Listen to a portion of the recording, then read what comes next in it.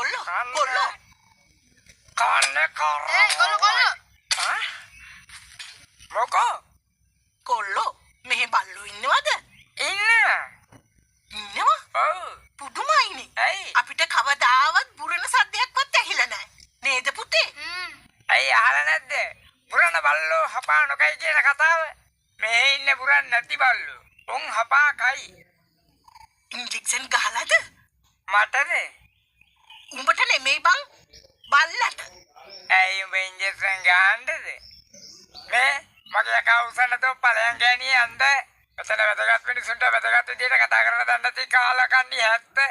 මාස් කන බල්ලට වැඩිය කටු කන බල්ලනේ සැර මේ ගෑණියේ ඔය බලු කතාව නතර කරගනි එහෙම නැත්නම් මගේ එළියට ආවොත් බවුල ඉඳලා යටිපතුල් වලට